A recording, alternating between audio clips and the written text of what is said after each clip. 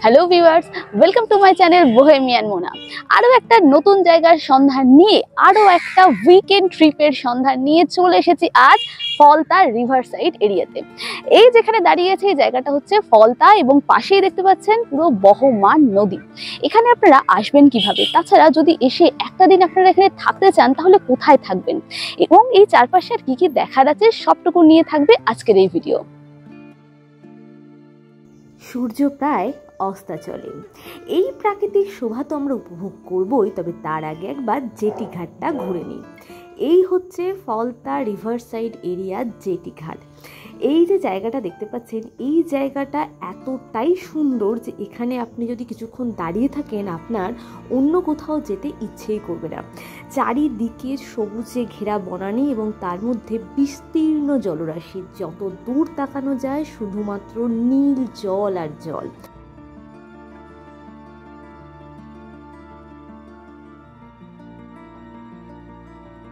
যেখানে বসে আছি এটা হচ্ছে ফলতা রিভার সাইড এরিয়া। একটু আগে ঘুরে আসলাম জেটি ঘাট থেকে, এখন বসে আছি একদম ফলতা রিভারের পাশেই। এই যে নদীর সামনে দেখতেই পাচ্ছেন বহমান নদী এবং সেখানে নৌকাও চড়ছে। তো কেমন ভাবে আসবেন আপনারা এখানে আর এসে কি দেখতে পাবেন সে সবটুকু থাকবে পুরো ভিডিওটা জুড়ে, সঙ্গে থাকুন এবং দেখতে থাকুন। ঘন সবুজে ঢাকা পাড় আর তার সামনে নীল দিগন্ত এবং নীল জলরাশি। এই যে সবুজে ঢাকা পাড়, এই পাড় আবার কোথাও কোথাও ভেঙে গেছে। বিকেল হতে না হতে আশেপাশের মানুষজন, এর পাশেই থাকা কিছু হোটেল এবং রিসর্টে যারা আছেন তারা এসেও ভিড় জমিয়েছেন এই নদী পাড়ে। কেউ কেউ আবার নদী বক্ষে নৌকা গমনে ব্যস্ত।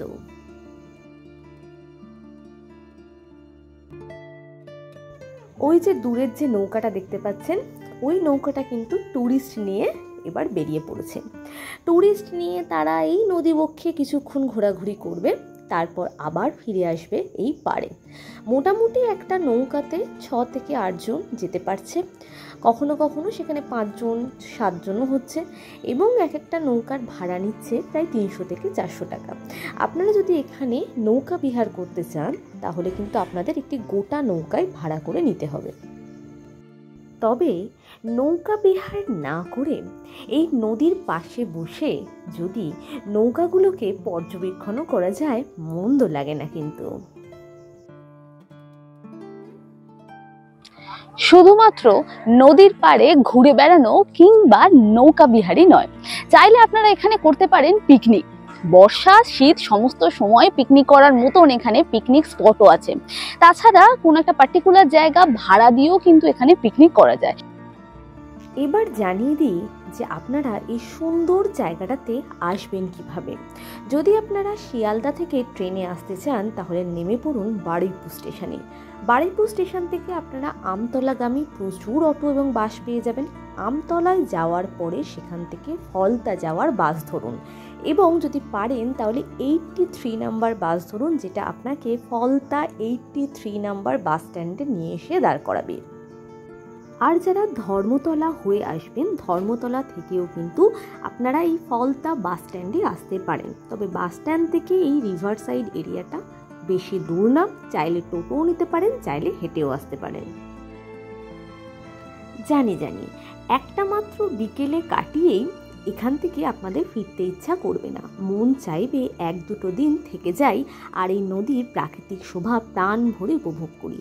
তার জন্য এই আশেপাশের হোটেল কিংবা রিসর্টগুলো আপনাদের কাছে একটা ভালো অপশান।